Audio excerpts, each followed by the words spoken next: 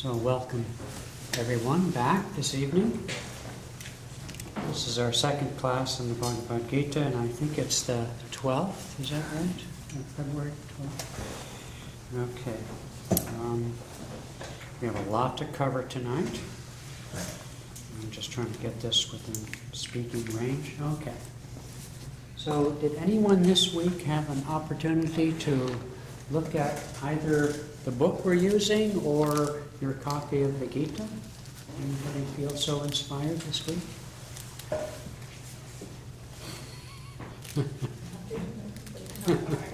Okay. So last week was largely introductory. We talked about the history of the Bhagavad Gita, the history of how the essence of the Bhagavad Gita was written under the inspiration of Paramahansa Yogananda, a great teacher in our age and in our country, bringing the ancient Gita text into modern language and understanding. And we got into the first and part of the second chapter. First chapter was the recitation of the warriors of the battle, so to speak, meaning what we're up against, who's on our side and who's maybe not on our side. And chapter 2 then begins with the basic question of life, and including, is it a battle at all?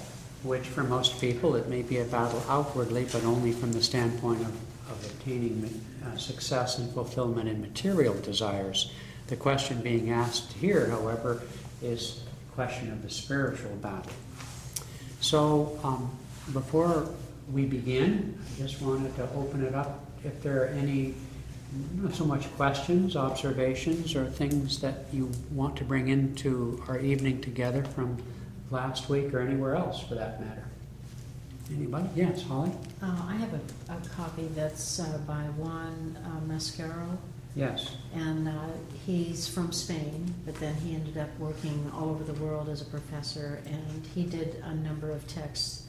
And he's unique because he translated something from one language to another, none of which were his original language. Okay.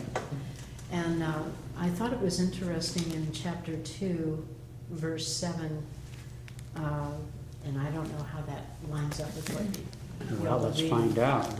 Chapter 2, verse 7. Yeah. Okay. And it's Arjuna speaking, and he says, "In the dark night of my soul, I feel desolation." And I think that's interesting because it reminds me of St. John of the Cross, Yes. Spanish. Oh, that's a good point. Yes. And so I think it's very interesting, the translator's input onto... So read it again. It's actually following on from the previous verse, but it says, "In the dark night of my soul, I feel desolation. In my self-pity, I see not the way of righteousness." Oh, very interesting. Dark night of the soul being a St. John of the Cross kind of thing. Yeah. But of course it's a universal experience. And Spanish, which I thought was kind of interesting too, Yeah, because that's very where he interesting. hailed from. He writes here, this is the extract from the book of the verses. "My very being is stricken with the weakness of uncertainty. Please help me to know for certain what I must do. What is my right path?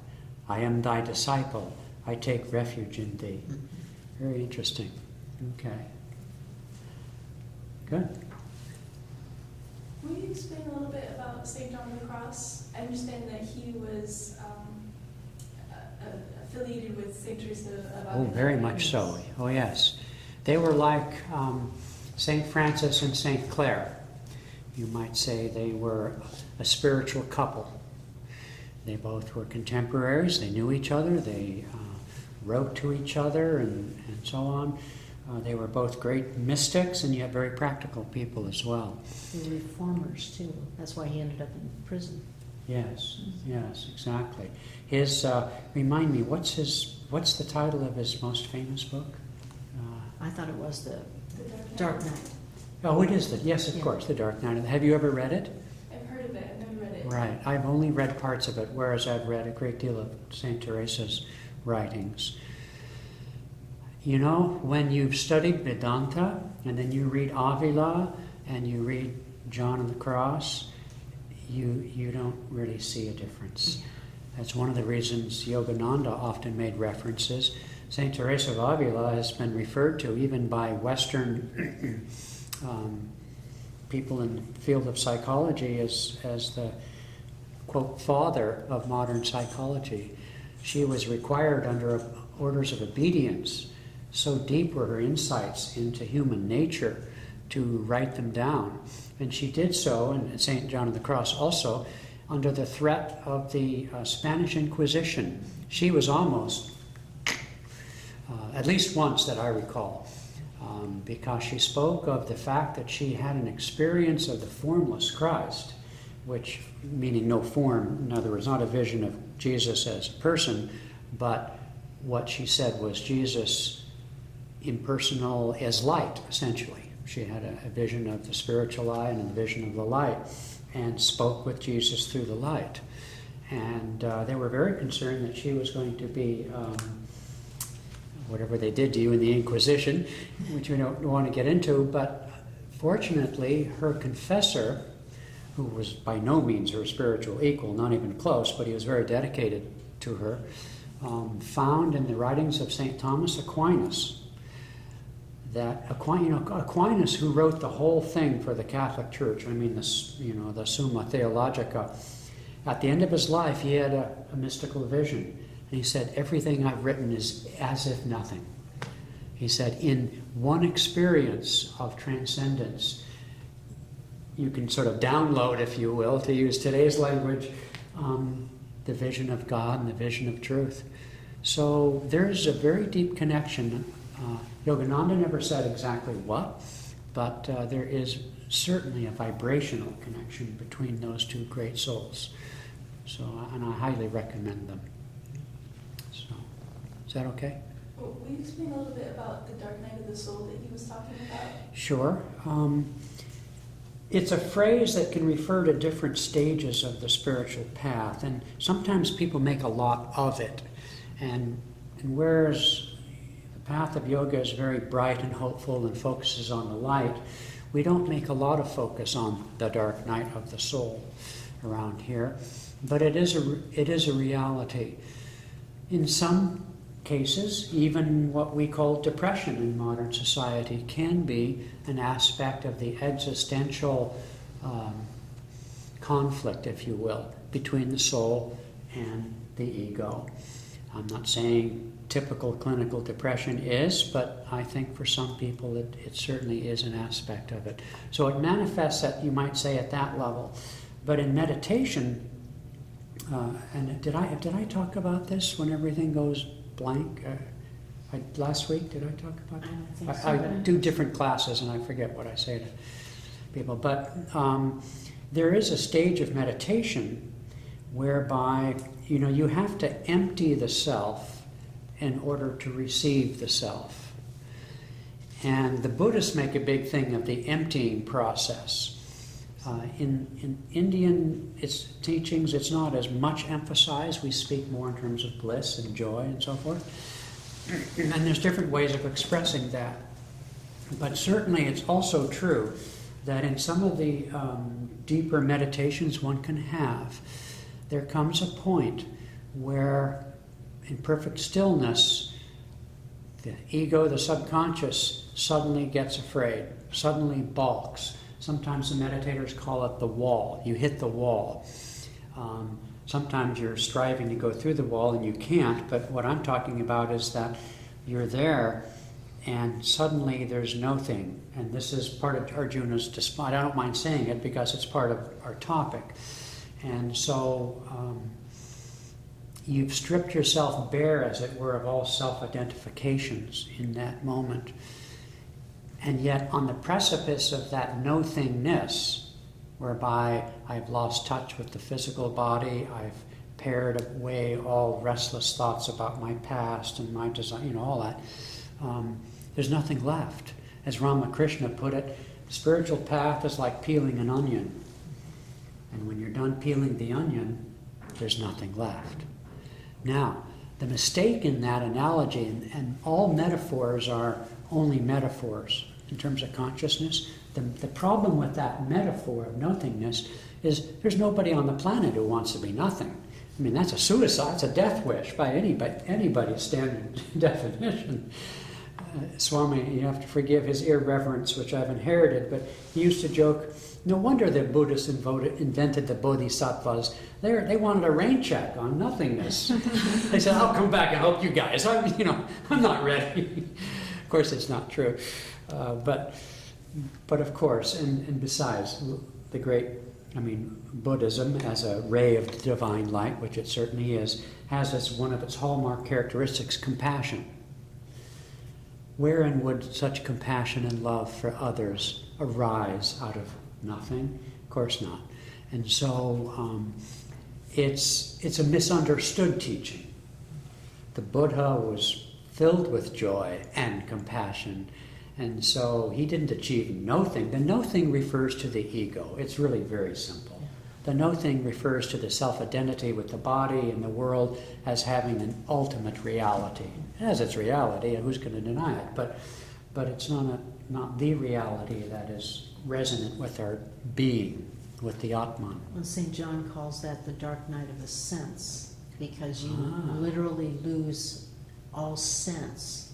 So you can't feel anything, and so the consolation, what he calls spiritual gluttony for the feeling of God, the consolation of God is even gone. And Yes. so he calls it the dark night of the sense. So dark night of the soul, and then even deeper, the dark night, it's a purification of the beginners. Because the light of the senses gets extinguished, essentially. And that's exactly what happens. So there is this darkness that is experienced. Not like it's only done once. It's a progressive. None of these things are static. Okay, all of these things can be touched on at every level of consciousness to the degree we make the effort.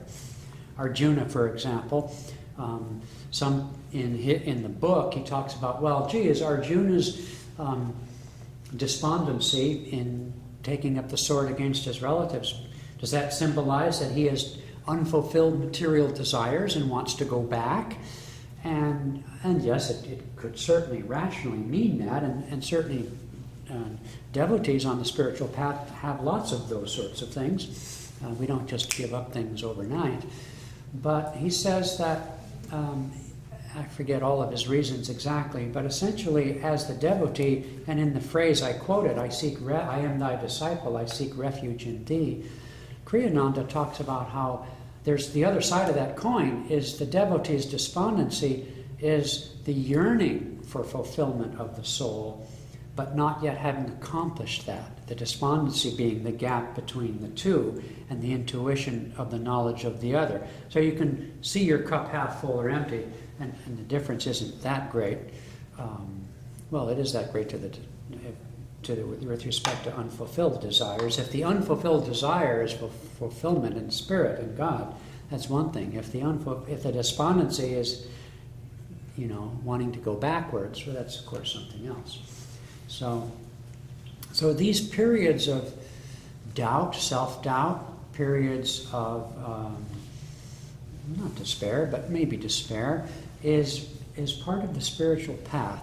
It's like being married in a relationship. You have good days, so to speak, and you have not so good days. And you have your fights, and you have your, whatever the opposite is, you make up or something. And so spiritual path is a marriage. It's a marriage with a relationship with your own higher self, with God, what have you. And sometimes your partner is AWOL, missing in action. And you think, well, where'd you go? Where have you been? And since we're on this Avila St. John of the Cross thing, there's a delightful story of St. Teresa in her elder years founding different monasteries for the nuns. She was out traveling, and in a flood, her horse and so on got swept away, and then she appeared sort of on the other side, dry, and her nuns caught up with her and said, "You okay?" and so forth. And he said, "Yes," but right before they came, she had the vision of Christ, which she did often. And he said, and And he said to her, don't worry, Teresa, this is how I treat all my friends. And then she said, "Ah, Lord, no wonder you have so few." She had a great sense of humor. So we have that, that the periods where we're very uplifted in our meditations and in our service, and then we have times when we're just bereft of, once you have that contact, it's like nectar. The imagery used in the Sufi and Islamic tradition is wine as a symbol of the intoxication of bliss.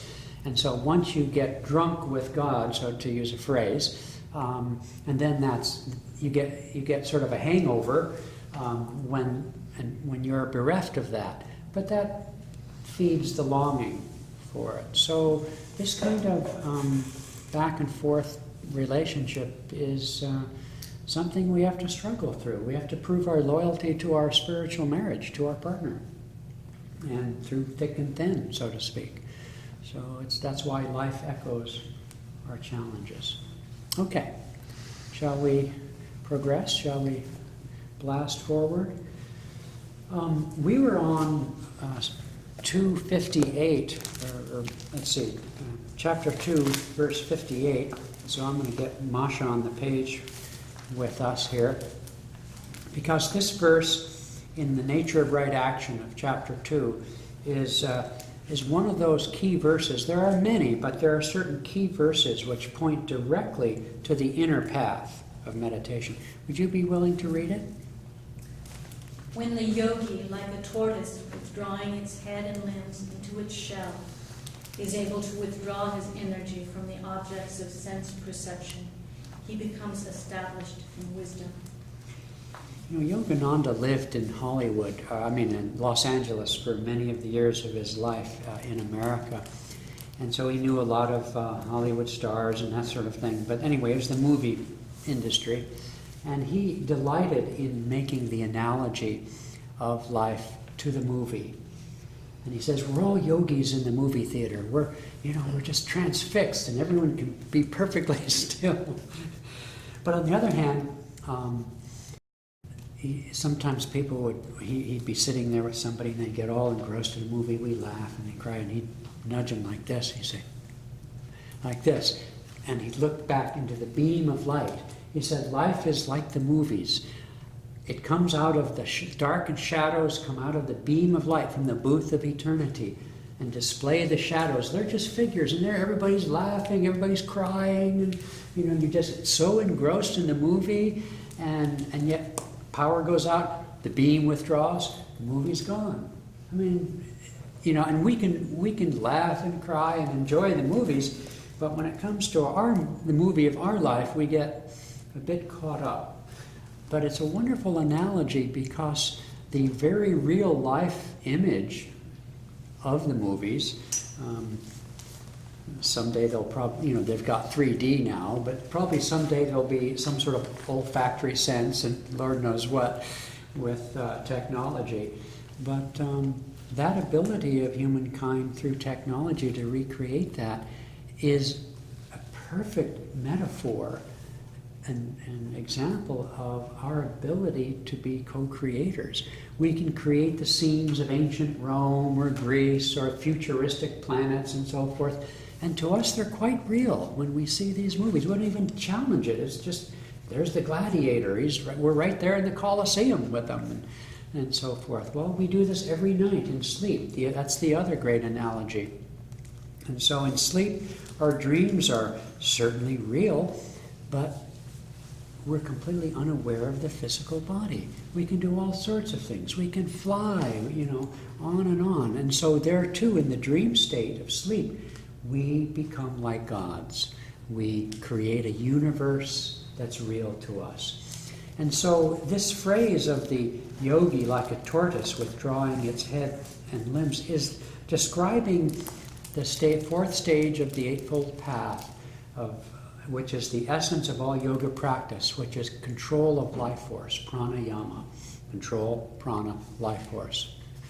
And the control of life force, which has its, I don't want to say ultimate in the ultimate sense, but has its goal to be able to stop the storm of breath. Because as the breath becomes still, the mind begins to clear, and the emotional, intuitional faculties, the feeling intuitional faculties of what otherwise is our emotional state begins to open like a lotus, and we begin to perceive. When Yogananda had an experience in cosmic consciousness, he came out of it and he wrote about it. He said, I cognize the center of the empyrean, of the creation, as a point of intuitive perception in my own heart. And thus it is the heart is the organ of knowing. The brain, if you will, as a kind of a metaphor for the mind, which occupies it, can perceive, can analyze, can reason, can perceive objects and distinguish objects. It can, in its own way, be intuitive about higher truth and so forth to a degree, but it's the heart that cognizes. If you study the life of George Washington Carver, the very famous botanist, the black botanist who discovered 300 and some uses for the peanut, or Luther Burbank, who Yogananda met, and Burbank became one of his followers, and he dedicated his autobiography to Luther Burbank. Both great scientists, and they completely revolutionized agriculture in the 20th century. Said that if you love, this is George Washington Carver, but Burbank said the same thing. If you love something enough, it will reveal its secrets. And thus, the secret to knowing is of the heart, not of the mind. The mind has to be clear, but the heart cognizes. And so, pranayama, which is related to the energy of the heart, which physically relates to the lungs and air and so on, the great gift of yoga is the science of stilling the breath, that we might go beyond the static of the five senses, the constant reports, like text messages coming in from all five sense messages, keeps us pretty preoccupied. And on a Darwinian level, it's wonderful. It keeps us in the body, so we don't step out in the street and get demolished. That's great. But in terms of perceiving our own higher self, it's an obstacle. Okay, so let's move on. Now, on page 108 in the 59th verse there, would you be so kind? The man who merely abstains from sense enjoyments may forget them for a time, but the taste for them will linger. That person, however, who beholds the Supreme Spirit loses the taste for anything but the infinite. The point here he makes is this, and it's a similar point made elsewhere in the Gita. I'll start with a similar point. He says good habits are not enough, because good habits, habit being a function of the subconscious mind, is aligned to the lower mind. Thus it is in the Mahabharata. The great teacher, the guru, preceptor of both the Kurus and the Pandavas, and they're growing up in the palace together, was Dronacharya. Acharya means teacher, Drona. Drona was the great teacher of the princes in their early days before they separated as adults and had this war. But Drona sided with the Kauravas, the bad guys. And the reason is because of this function of habit, arising as it does as one of the functions of the subconscious mind, aligns itself more naturally with the senses. Okay? And thus it is that it takes intuition, the light of the soul, the light of the vibration of the guru, what have you, a higher sense, if you will, the sixth sense, that guides good habits. And so it is here that merely restraining the sense organs without making a divine perception or contact is not enough, because anybody who's ever lived in a monastery or an ashram or made any effort to perhaps lead a celibate life maybe, or a more traditional life of asceticism of any kind, and this is what happens in the caves, in the monasteries. you become a hypocrite because your mind can go anywhere. Okay? And so just because you wear a robe or you live in a cave or you live in an ashram doesn't mean a thing. Unless you have love for God, unless you have divine contact and perception, that's what the superconscious mind, as Yogananda put it, is what uplifts our consciousness. It's not enough simply to restrain and, abstain from, drinking or whatever it is and so forth. You need to substitute a higher reality. It reminds me of giving up candy for Lent, which I did every year as a child. But what did I think about all during Lent? Sure. I didn't think about Jesus. I thought about, wow, when can I eat candy again? Yeah, exactly. And that's what happens. That's why a friend of mine wrote a book years ago, Diets Don't Work, and that was essentially his premise. I forget what the book was about. I never read it, but that's basically what we all experienced. Okay, let's move on. The next one, by the way, would you read that on the next page? Yes. O son of Kunti, the power of dispassion, Arjuna, even the wise man devoted to self-control may sometimes be swept away by the turbulent senses. The reason for that passage is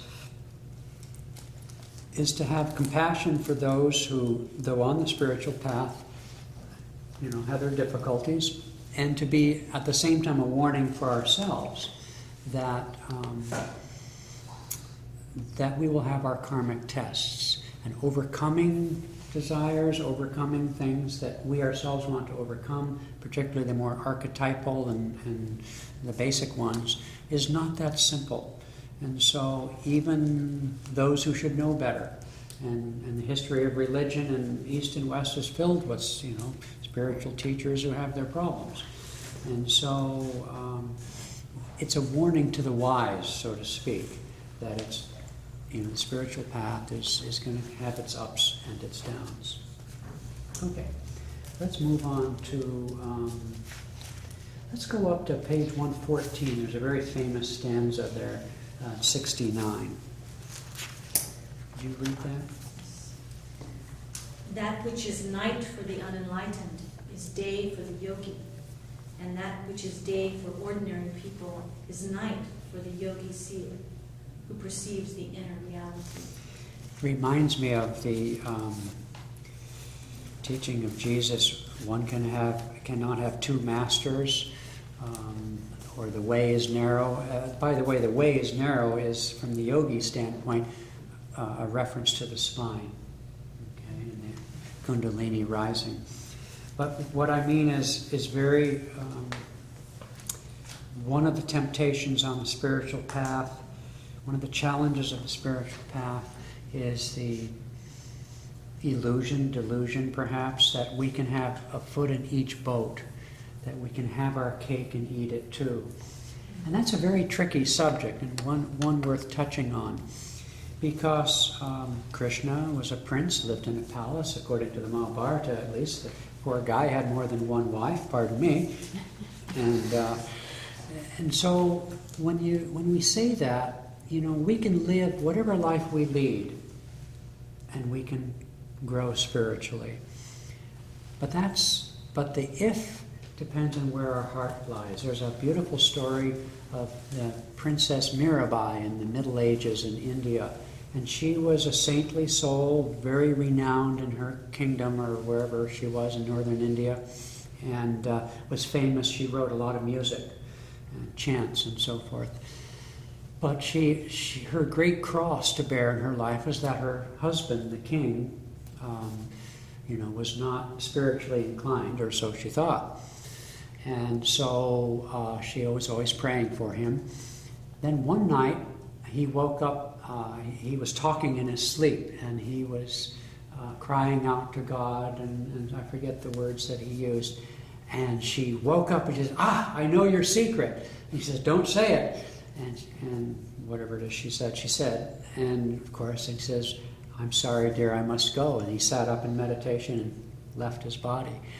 And so the story is, whether it's true or not, doesn't really much matter, but spirituality is not is an inside job. And thus it is no matter who we are, no matter what we do, as long as what we do is appropriate to our station in life and so forth, married, unmarried, whatever, no outward circumstance prevents us from seeking the divine. But nonetheless, that idea of not having two masters, it's a question, again, of the heart. And where does the heart's directions go? Where do those thoughts go? And so, the night is day. That's where I want to get back to. This is a very famous expression. Some people in olden times would say, oh, that just means the yogi meditates all night and sleeps during the day. Right. But it's a beautiful way of putting the fact that when you live from inside, the world is completely upside down. All the things that people run after, the TV shows, I marvel when I see people talking about, or internet little articles about I don't even know the names of TV shows, so Seinfeld was a show that used to be, anyway, if I say anything, you really realize how out of it I am. But, people talk about these TV characters like they're real people, like it really means anything. And pardon my cynicism or whatever the criticism, but people tend to live out there reflections of what's out there, and with the latest thing, the latest phone, the latest something or other. I like having a phone, but I'm not going to let it rule me. So what you find is I saw on Facebook, and I'm on Facebook, somebody had a little thing I thought was really cute. They said, "He who looks outside himself lives in a dream. He who looks within awakens." And that's exactly a paraphrase of this Gita stanza. The world becomes completely upside down when you begin to see it through the eyes of the soul. The things that people chase after in this world and hold as dear and precious are not at all what the soul regards. And that which the soul regards as precious is stomped on and disregarded by the run-of-the-mill person. And the purpose of saying that is to be comforting for the fact that, at the risk of telling a story, another story, Yogananda took a 5-day trip by train during the 30s to Los Angeles. And I forget the actor's name. The actor's name is known, but I don't know that much about actors, so it means even less to me. But he had to sit opposite this Hollywood actor. They're going from New York to LA. And this actor was very prejudiced because Yogananda was going to meet people at the station. Maybe it was the last day before LA. So he had on his robe and his long hair. Normally he didn't travel in public that way. But he did, and this actor was making all these faces at him, is how Yogananda tells the story. He was disgusted. So Yogananda says, "What's the matter with you? I have to look at you." And the guy says, "That's audacious. I don't have that memorized. It's just a charming story. But I have to look at you the whole time." And so he says, "Fools argue, wise men discuss. So let us compare." And he says, "We're all a little bit crazy. But you don't know my craziness, but I know your craziness. And so let's discuss. And if your craziness is better than mine, I will follow you and become an actor. If my craziness is better than yours, you will follow me." And then he tells his audiences, "I was spared from becoming an actor." But that idea of craziness is a comforting one. That's his night and day, because on the spiritual path, compared to what most people consider valuable, you're a little crazy. And you're going to feel really out of it. You're going to feel more than a little crazy at the water cooler, so to speak, or at your family get-togethers and so forth. And that's a reality. And in a way, we just sort of have to get over it. And that's where mixing with other people who share your craziness is so valuable, because you can go off the deep end or just revert to your worldly life because you can't take it anymore. And you do get lonely for good company. So it is a reality, and something that is worth acknowledging. Okay, let's move on to chapter 3 of the Gita, a chapter called, could be called Karma Yoga. And let's go to the first 2 verses on page 117. So,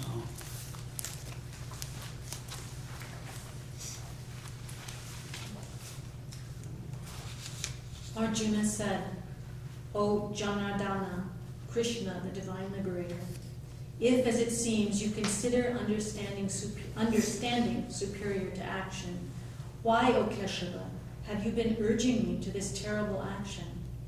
This apparent contradiction confuses me. Please tell me clearly, which path will help me toward the highest good? Kriyananda entitles this, he has his own numbering on the chapters in the book, and it's a little confusing, but this chapter in the book is called as number 13, and he calls it Why Fight? And so what Arjuna is asking is, Krishna has just described to him the higher state of consciousness, of superconsciousness. And so Arjuna purports on behalf of you and I to say, well, okay, in the first part, you said I should stand up and fight this war. And more recently, you've been talking to me about the state of the soul, about the transcendent state. So which is best? Should I just leave the field of battle and meditate, for example, and try to achieve that transcendent state, or should I fight? And so chapter 3 is a more detailed call to action. And part of that action is the simple fact that even meditation itself is a form of action. In fact, for those of us who do meditate on a regular basis, we know full well that of all the things we do during the day, unless you're doing a surgeon may be doing open heart surgery or brain surgery or something like that, meditation is by far in the way the most difficult thing most of us do on a daily basis, because it brings to a focus all of our senses, so to speak, and all of our concentration and so forth. It's much harder to meditate. There's that lovely poem from South India in the autobiography where he goes on and on about, all sorts of things in nature, elephants and so on, and, if you can wrestle an elephant and kill a cobra or whatever. He goes on and on like this, but the more difficult thing is to control the mind.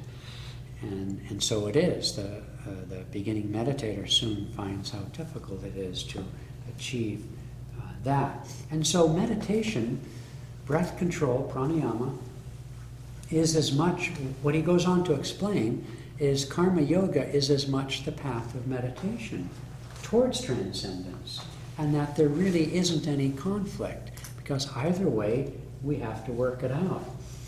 And very few people, until one is advanced quite along the path, can possibly do more than a little bit of meditation relative to the number of hours we're conscious in the physical body during a 24-hour period. And thus we have to work out an awful lot of other stuff in the usual way. And so whether you see it as meditation or daily activity, it's action. There's no way to get away from that. Kriyananda, in his other book that I enjoy so much, our core text for our meditation teacher training, and it's the class that was here last month on this day, and this month is up in Bothell. He says, he defines meditation, or describes meditation, as the process of upward relaxation into superconsciousness. And that's a lovely way to describe the dichotomy between the fact that to meditate you have to relax, and yet relaxation usually brings most people into sleep or into subconscious states. And so it's a higher energy state. So how do we deal with this contradiction between relaxation and concentration? How do you relax with energy? Well, that's it.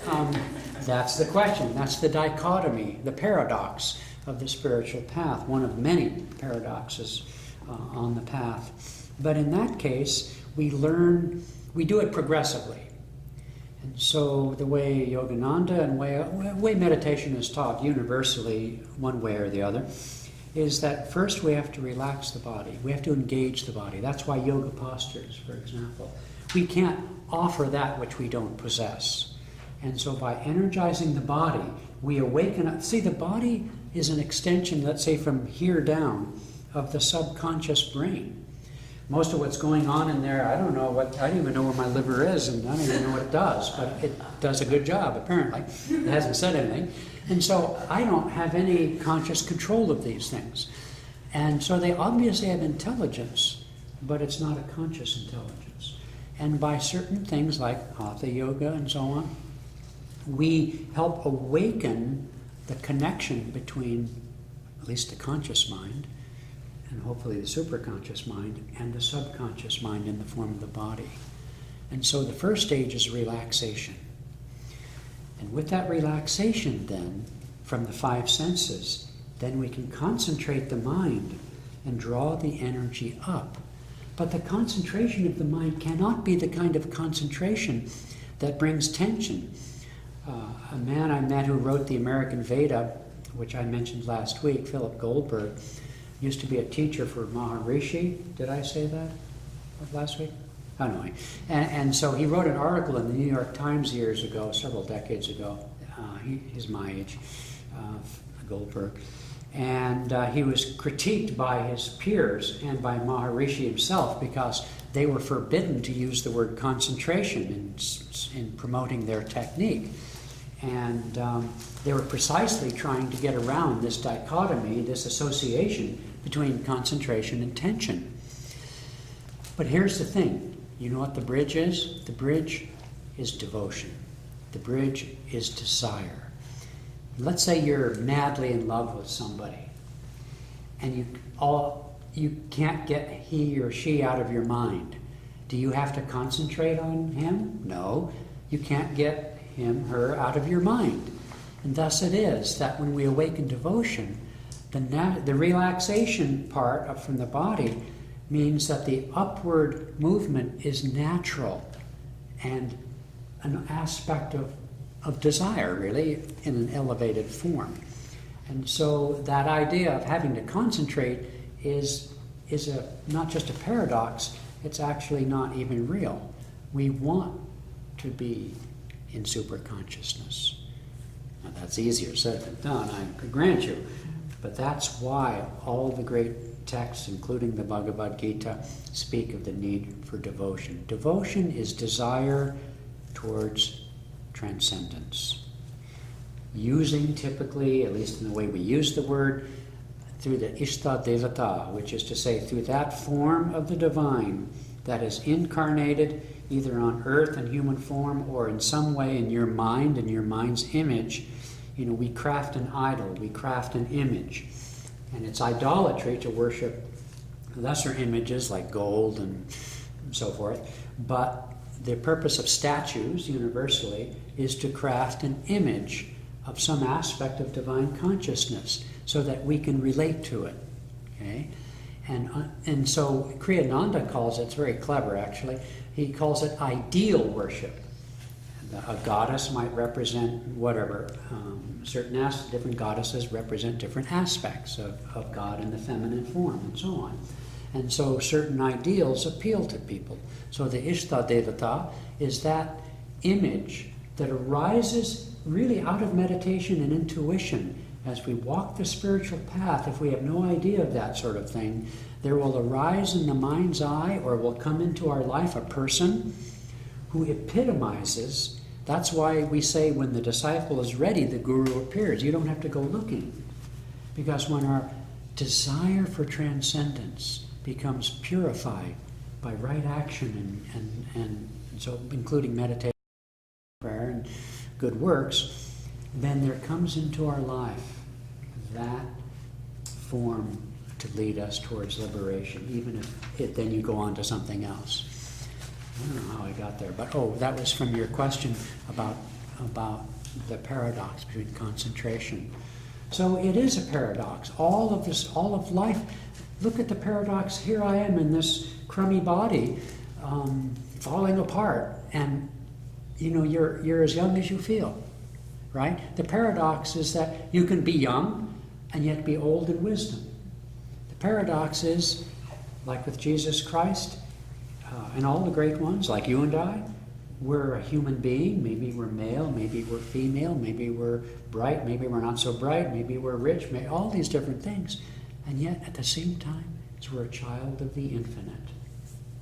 You look in the mirror in the morning, especially if you have a hangover, and you think, that ain't no child of God, so to speak. Hangover, by the way, refers to lots of things, not just what you might think.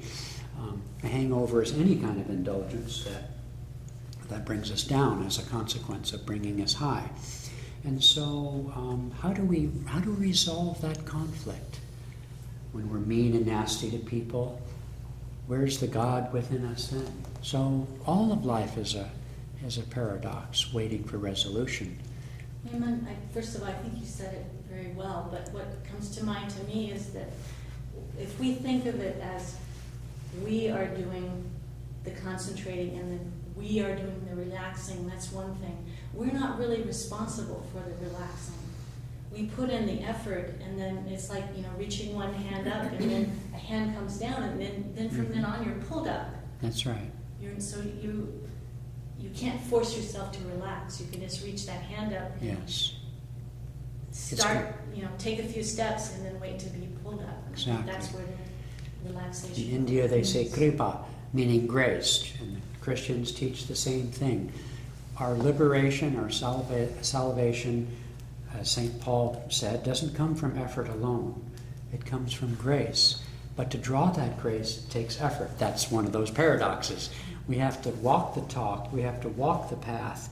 But when we are uplifted, we realize, just like St. Teresa of Avila or John of the Cross or any of these great ones, in the process of it, you realize that you're not the doer. So you can pray for devotion.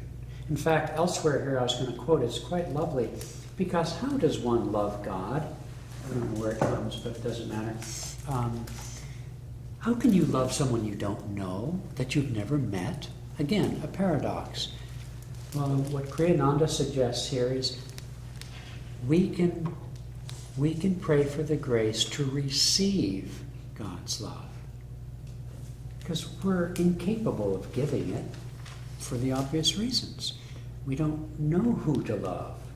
Okay? I mean, we can try, but one time Kriyananda was sitting in the room, and Yogananda was there, and Kriyananda was praying, "Teach me to love you as you love me," or something like that, just in his mind. Okay, and Yogananda walked past him, looked at him, and said, "How can the cup hold the ocean?" And then he walked on.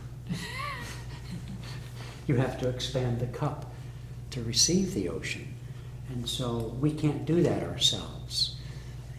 So we can pray to receive that love, and as we receive that love, then of course it's a completely natural thing. And that's a much more practical and frankly comforting thought. And you said to meditate, how can I love God? I mean, I don't even know where to start. So, okay. I'm reminded of some of the levitating saints have actually had trouble staying in their chairs, and it's not that they were trying to levitate. No, not at all. You reach that point where you just go up. You just go up. Without trying. If you ever have a chance to go to Italy and go to Assisi, where St. Francis lived, and Ananda has a beautiful center just in the hills outside the town. It's quite remarkably beautiful. But we had an opportunity one year, some years ago, one of the priests who were more friendly to us. I mean, there's lots of friendly people. You know, Padre Pio, who was a great 20th century mystic like Teresa of Bavaria, Neumann in Germany during the Nazi time. One time, Kriyaban went to confession. That's how Pio would relate to people. He would sit in his confessional. You go in and say something, and then he had telepathic powers. It was amazing life. But anyway, so this guy goes in there and he says, "Father, I practice Kriya Yoga." This is probably in the maybe 40s or so, 50s could have been actually. Pio passed away in the 60s, 68. He said, "Shh, don't tell the priest," he said. but you're doing the right thing. And so it is. We've always had in Ananda different priests and people like that who had the inside track and so on. And so this one guy who was very friendly to Ananda took a bunch of us into the bowels of the cathedral there that they built in honor of St. Francis. And St. Joseph of Cupertino lived in the century after Francis. He was a Franciscan.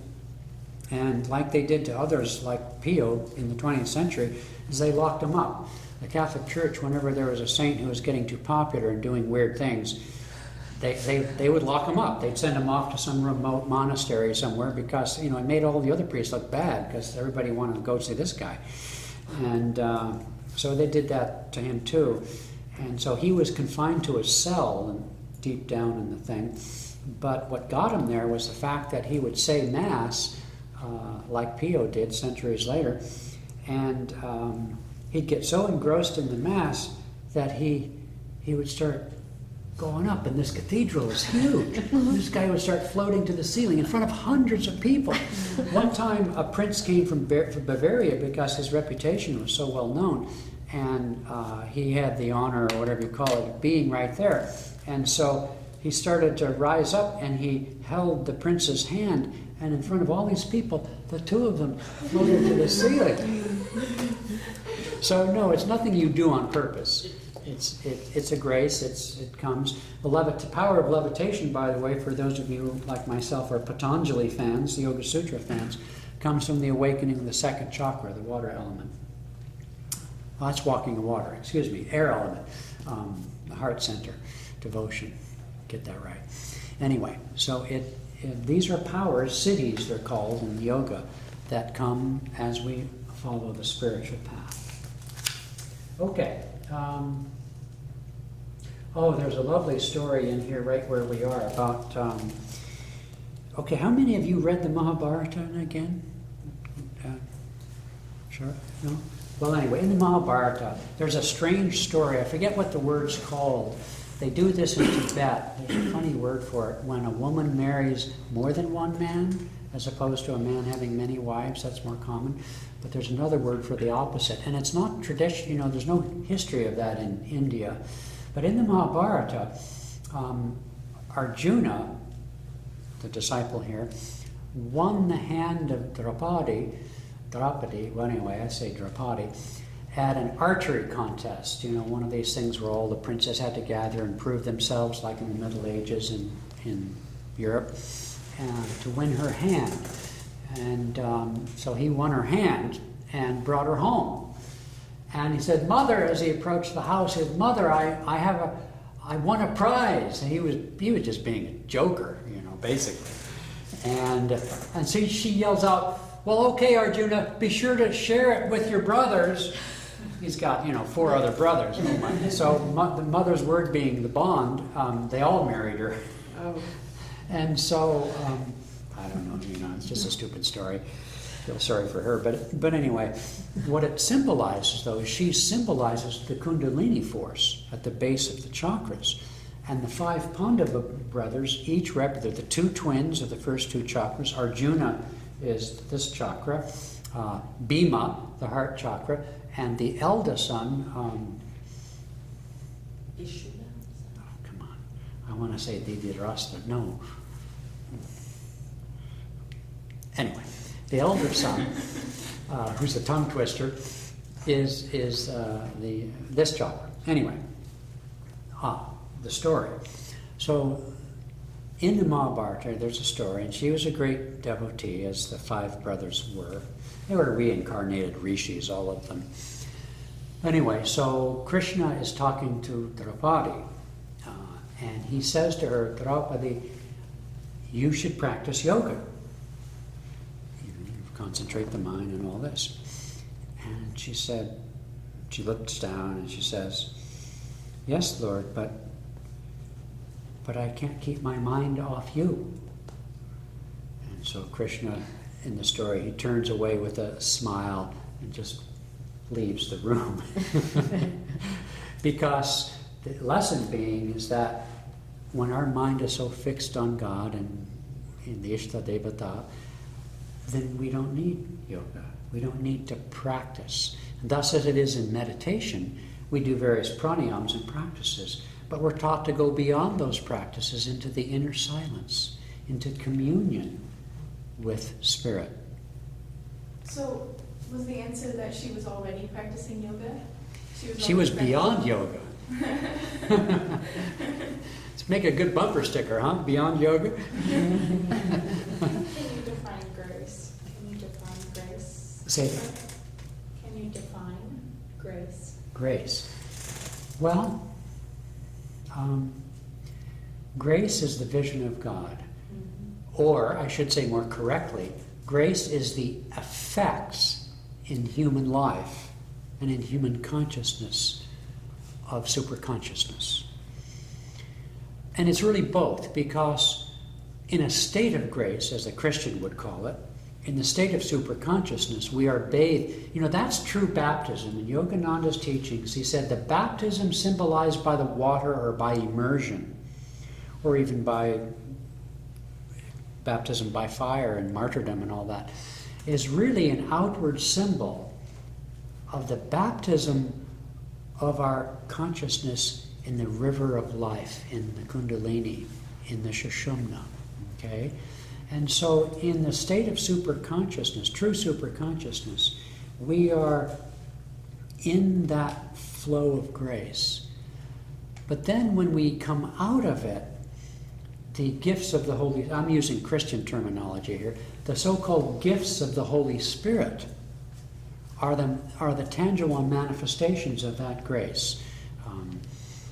Being able to be telepathic, having some of these cities like levitation. I mean, I know the Bible talks about handling snakes, but you know what the symbolism of snakes is, don't you? It's not about picking up snakes. I mean, give me a break. Like, who cares? In Moses, in Numbers, the whole thing about snakes is Kundalini. And handling poisonous snakes means the poisonous state of the downward flowing Kundalini, which is delusion, is the power of senses and the power of the world to draw us into delusion. The power of handling snakes, or as in Numbers with Moses, if any man be bitten, let him, he was supposed to take a serpent made of brass and put it on a pole. And any man who was bitten by these rascal old snakes in the desert would be cured. Well, makes no sense at all from the standpoint of being bitten by snakes in the desert. What it means is the snake bite of delusion is cured when we lift the Kundalini power, the serpent power, the goddess power, and we lift that on the brass pole of the spine. Then we are cured from delusion. See, Kundalini as the goddess going down as the temptress. Simple as an allegory, don't get upset. I didn't make it up. Had nothing to do with me, it's in the book. You've got to be careful what you say nowadays. You just get in so much trouble. But they're just archetypal images. And so represents the power of the world to, like Eve handling that stupid idiot the apple. I mean, guys are dumb, let's face it, Okay, they don't get me going. And so the lifting of They'll eat anything. Yeah, don't eat snakes and apples. Yeah, right. But see, here's the thing: it's a two-edged sword, because the Kundalini power. You see, the feminine power. I should really explain it because it's not fair. Represents the feeling element of consciousness, and it's the feeling element of consciousness divorced from the perceptive buddhi aspect. It's as if when God made creation, he divided them male and female. All things were divided into two.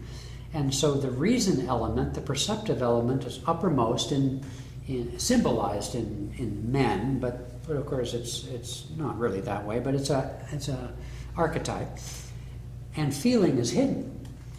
In woman, feeling is uppermost and reason is hidden. It's not that men don't feel and women don't reason, but on the archetypal mode, the division has that manifestation. So the feeling element is what draws the reason. Reason follows feeling. When you're angry, you have a dozen reasons to be angry. When you're uplifted, the world is bright. And so the mind is drawn into action by the feeling element and drawn out into the world.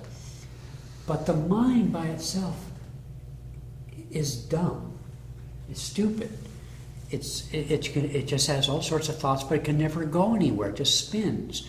It's the feeling element when it's uplifted, when it's guided by perception of higher realities, that the two unite in spiritual marriage and become one. And so the Kundalini becomes the like the Virgin Mary, which was adored, or like in the chivalric tales of the Middle Ages, the woman who she'd send him out, whose hand they'd want to win, had to prove himself by his virtue, right, and his courage. Had to go out and get these different things, and bring them back like a good dog or something. I got it. And so, but that's the whole spiritual path, you see. So it has a very deep, deep symbolism. Our feeling element needs to be purified. And our reasoning element, intellect, is lost until it can be still and perceive superconsciousness. And so when reason guides feeling, and when feeling is uplifted towards reason, then we begin to unite the two within ourselves. The great drama between men and women that really makes the world go round in so many different ways is an externalization of the drama going on within ourselves.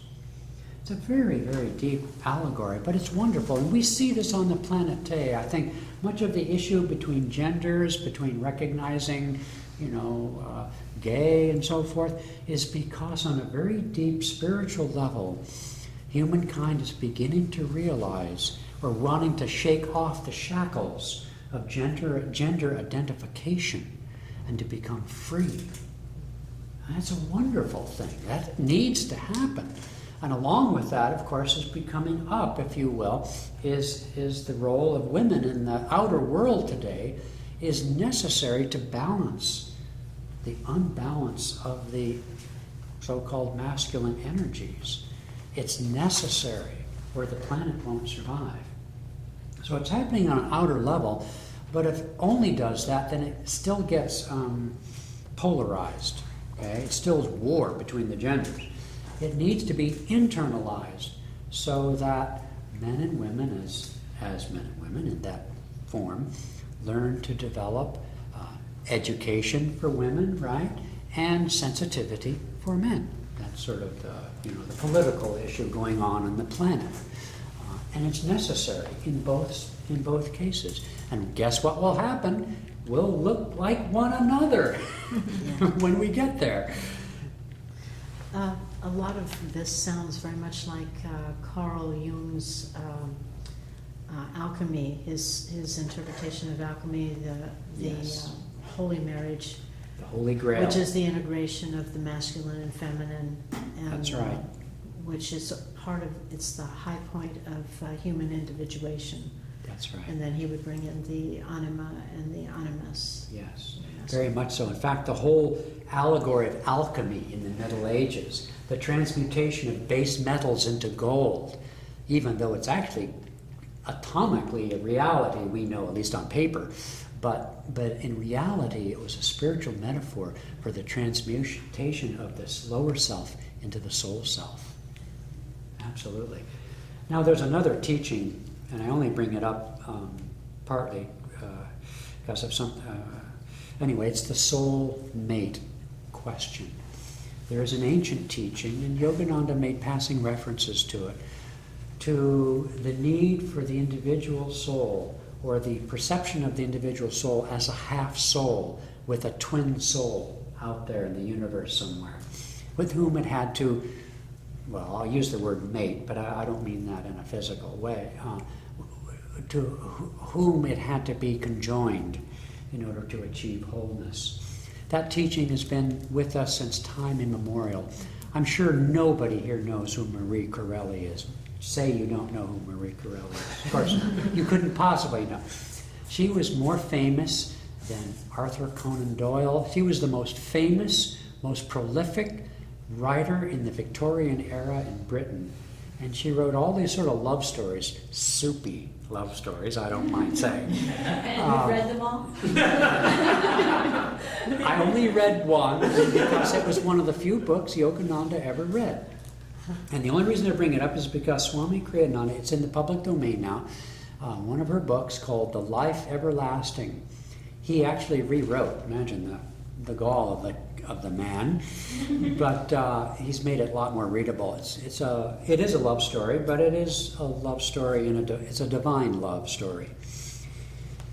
But Yogananda taught simply that rather than chasing around the planet for your soulmate, that if we seek God, then the magnetism of that divine romance will draw to us as we progress spiritually, our soulmate. And it really isn't by any means necessarily at all a gender thing. It's just sort of natural for us to think of it in that way. So, What was the woman's name? Marie Corelli. Corelli. It's an Italian name, though she wasn't Italian. Anyway, Corelli. If go on to Wikipedia, it's really quite fascinating. Marie Corelli. I think you'll. And when he publishes the book, she had all this flowery language and stuff, and very Victorian, and I don't think any of us could possibly stand it, male or female. But he really stripped it down to really quite a page-turner. It's quite a fascinating novel, and so on. So, very definitely out of date. It'll never be popular, but for those of us who have a spiritually romantic nature, shall we say, it's a lovely story. So. Well, I don't know how we got here, but I hope you don't mind. Okay, let's go on to page 126. I'd like to read, because remember, this is the Bhagavad Gita, and those of you who are students of yoga know that the Eightfold Path has its origins in the Yoga Sutras. Okay, so Kriyananda has a nice little paragraph whereby he summarizes the Eightfold Path in relation to one of the slokas, one of the stanzas of the Bhagavad Gita. And it's the part where, I lost it. Anyway, it's the part where the story of Draupadi comes in. I just wanted to read this part. The Eightfold, yeah, that's right, he mentions Padre Pio in the Kriya Yoga story I gave. The Eightfold, more literally the Eight-limbed, or Ashtanga, path of yoga outlined by the ancient sage Patanjali, was not describing one particular path to God. You see, in this section where he talks about Padre Pio, the stanza, verse 3 of chapter 3 says, O cosmic Lord, I established two means by which man could achieve salvation. The first by wisdom, the other was by right action. And then comes the story of Draupadi when Krishna only smiled. Because the point of this is that there really isn't two paths. The path to wisdom is through the path of action. Both are aspects of our nature. So he goes on to talk about how Patanjali's Eightfold Path, similarly, is a universal description of our unfoldment. It's not sectarian at all. Patanjali was not describing one particular path to God. All who seek to unite their souls with God must follow that same path. Yama, niyama, right action. Asana, firmness of posture to enable the energy to flow freely through the body. Pranayama, control over the energy of the body. Pratyahara, internalization of the mind. Dharana, one-pointed concentration. Dhyana, absorption in deep meditation. And finally, oneness, samadhi. Samadhi, as we said, has two kinds. And then he goes on in that way. And so the Gita, too, is describing universal precepts that are not at all, that are applicable to all souls on the spiritual path. So it's not about Hinduism. Okay, I want to jump ahead here. Let's go to verse 8 on page 132. verse 8 on 132. Okay. Masha? Perform those actions which your duty dictates, for action is better than inaction. Without action, indeed, even the act of maintaining life in the body would not be possible. Many times I have come across a yogi, a person on the path of meditation, who, coming thereon, begins to dislike and regret his life.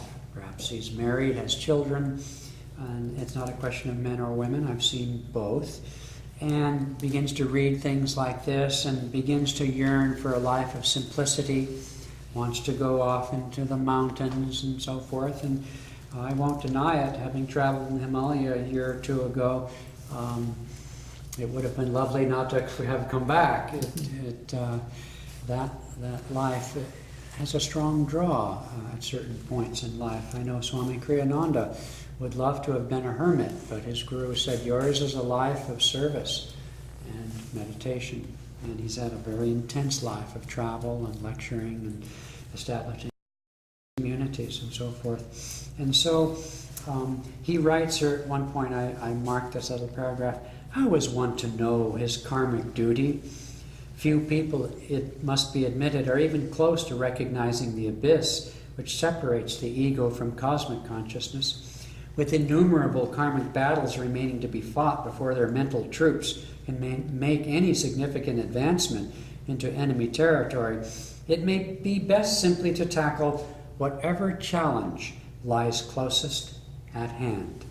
Again, it is often best to undertake first those battles which one may be more confident of winning.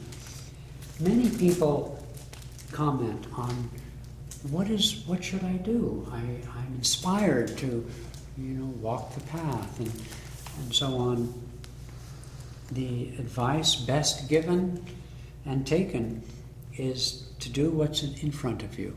Jesus put it rather simply. He said, sufficient unto the day are the evils thereof. And by evils, we would say then, by the dharma, the duties, the challenges that we have right in front of us. Or as I like to quote my guru,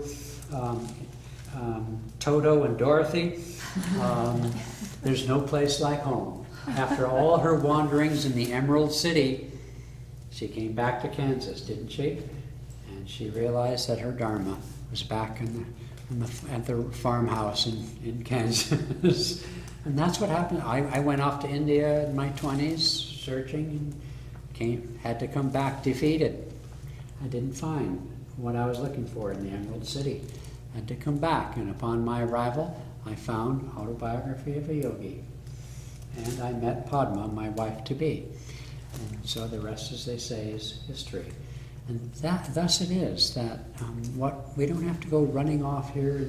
Even Jesus said, somebody asked him, where is the kingdom of heaven? Because he was constantly talking about it. He said, it's not low here, low there. He said, the kingdom of heaven is within you. And so many people search around for their guru or which path and this path, and usually it's right in front of us, the person in front of you. I think it's interesting, the French word milieu, which is, there is no English translation, that environment that we find ourselves in, if we are aware enough, is more than just a place, Oh, very nice. And to really, I'm trying to think of the priest who wrote The Divine Milieu, and very, very powerful concept of being aware of where we are. Yes. And recognizing what's in that and what Yes. our place is in that. It wouldn't have been the Curie choosing of a Ars, mate out would of it? that, and Was it the Curie of Ars who wrote that? no. I don't think he wrote anything that I know of. Anyway, that's beautiful. Milieu. I didn't know it had that meaning. So Yeah. that's why there is no French. Or Wherever you are, there you are. Kind of, yeah. But Lao Tzu also says something similar. It says you never have to leave your four walls to know the world. Yeah. Yeah. Or something to that effect. Yeah. It's a hard lesson because the grass is always greener, right? I mean, always greener. Different marriage, a different city, a different job, a different body, you know. It's the same old Yeah. delusion. There's a great story that Yogananda tells of the spiritual seeker who left his guru because he Oh, thought there was yes. too much work in the ashram, and he goes off to live on his own. He takes 2 loincloths, and at night he washes one each night and hangs the wet one in a tree, and he wakes up in the morning and there's a rat or something eating his other loincloth. And so he doesn't know what to do, and somebody says, well, you should get a cat to protect your loincloth from the rat and the mice. And so he gets a cat, but then he needs milk for the cat, so he ends up getting a cow. And he then has to buy land to grow feed for the cow, and then he ends up hiring children to take care of the cows and the land. And finally, someone says, well, I guess you need to get married and have your own wife and kids to take care of the land, so you don't have to pay the kids that you're paying. And then finally he says, oh my gosh, this is all for a piece of cloth. And he goes back to the ashram. Yogananda told the story, he says, all for a rag, he said. Yeah, all for a rag. Actually, in the story, his former guru comes walking past and says, I hear you're getting married, and you left the ashram because it's too much work. And the guy said, you're right, master, let's go. And they walked off. I love that because it sounds like all of us. Yeah. Or like the teenage Everyone boys. goes through some version of that, or so it seems. So, okay. Let's move on to another core theme of the Gita, one that we'll probably have to continue maybe next week. But this is one of the core themes of the spiritual path. It is the basis for the Vedas, which arose, as I said last week, out of antiquity, and it's called yagya. I love that word, yagya. And it means sacrifice. And it's a very foreign idea to us. Not really, because it's universal, but we've lost contact with it in this culture. President Kennedy said when I was young, he said, ask not what your country can do for you, but what you can do for your country. And modern generations have lost track that freedom has to be fought and won in each generation. And thus it is, the great law of sacrifice, where if you want to get ahead in life, you have to go to college, let's say, or maybe you have to borrow money and you have to struggle. Immigrants coming to this country had to struggle. Life is a battle. And yagya, however, refers to how to conduct that battle. And so let's take a look at that. Let's turn to page 145. I don't know if we can finish it this evening, but it's a very deep and important topic. I'd like to begin with verse 10 on page 145. Prajapati, God in the aspect of creator, brought mankind into manifestation, and in so doing gave man the potential for self-offering into a higher than human awareness through yagya. Along with this gift, he enjoined mankind, whatever you desire, seek it by offering energy back to the source of all energy. Let this sacrifice, yagya, be your milch cow of fulfillment. Why don't you go on to the end of 12? Prajapati continued, with this offering, commune with the devas, shining angels, that they may commune also with you. Through such mutual communion, you will arrive at the highest good. Prajapati concluded, by communion with the devas, you will receive from them the earthly fulfillments you desire. He who enjoys the gifts of the gods without returning due offering of energy to them is verily a thief. This is a very strange passage.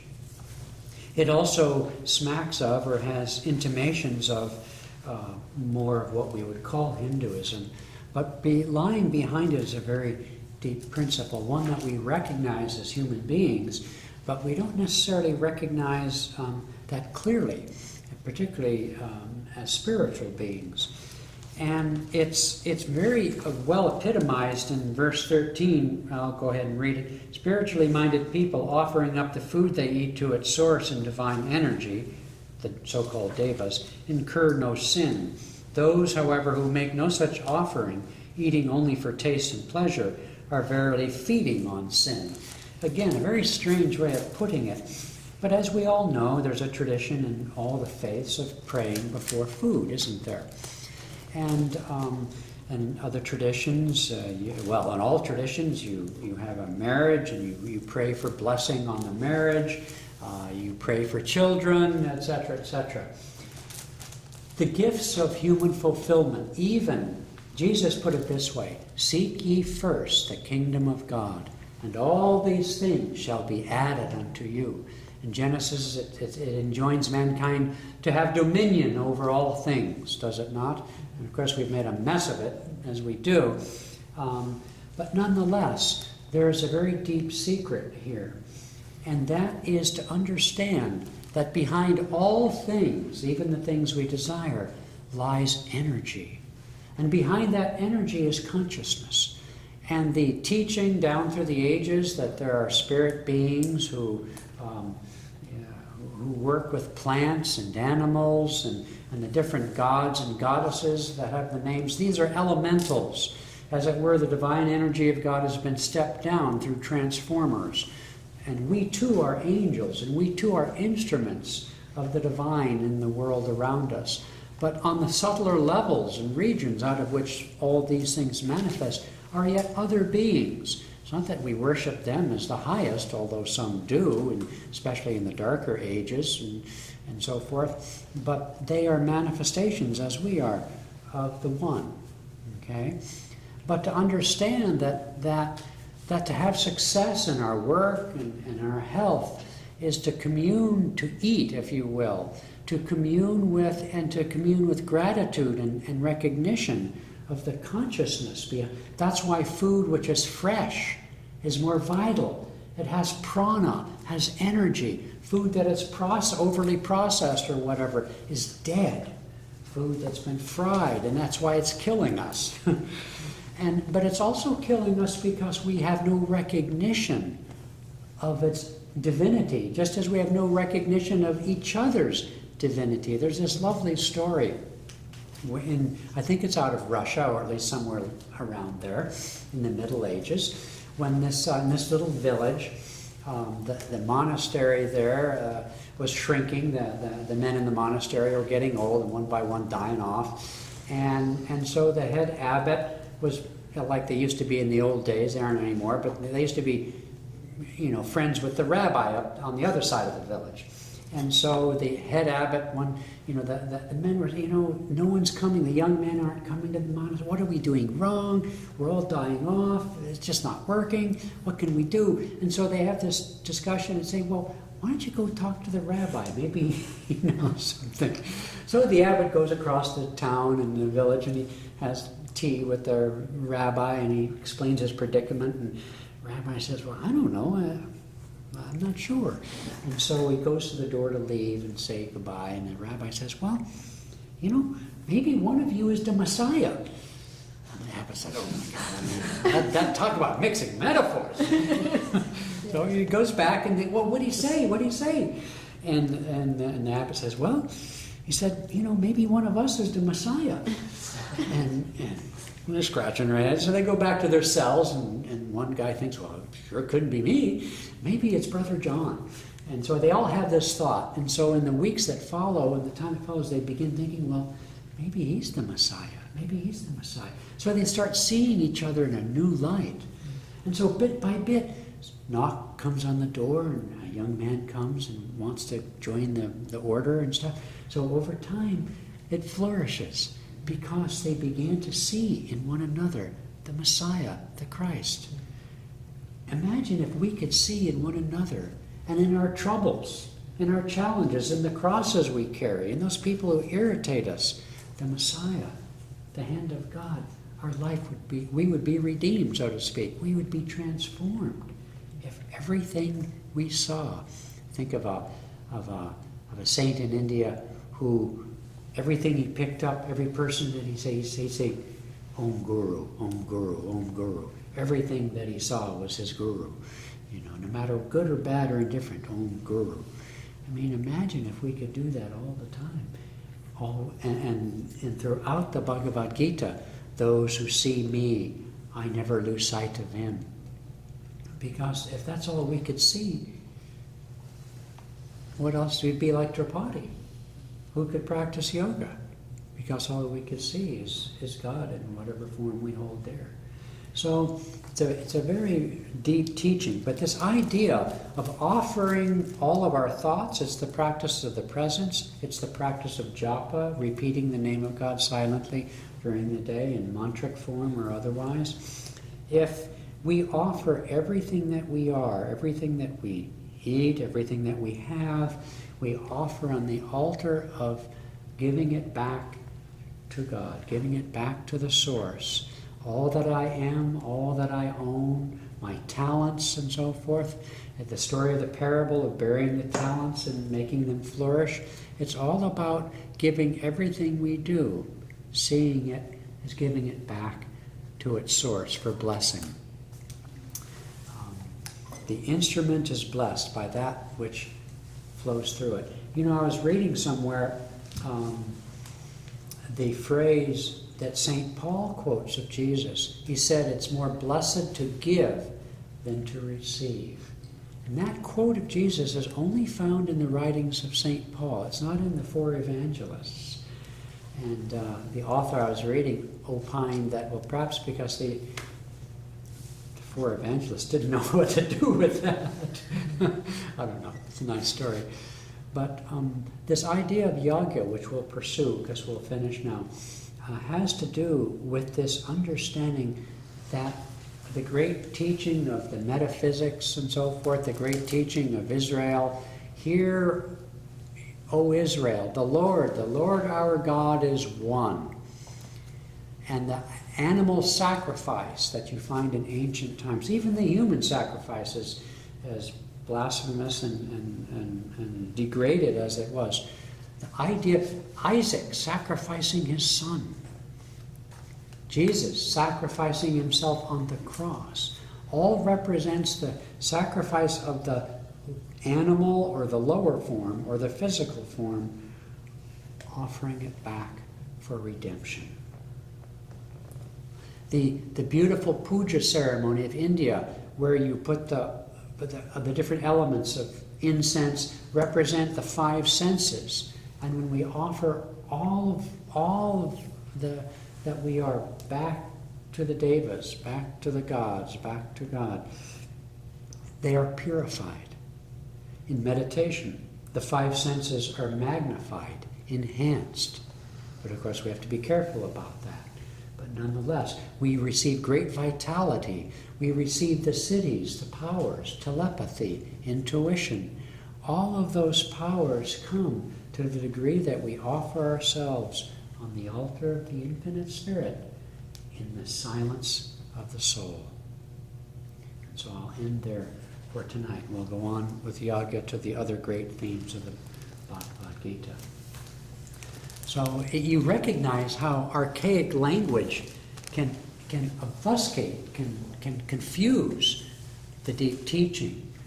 But in our age, these themes are coming back to us with great clarity, and you see them in all these different faith traditions. So, okay, let's just have a moment of silence. With gratitude in our hearts for the great wisdom and timeless essence of truth through the Bhagavad Gita. Om Shanti.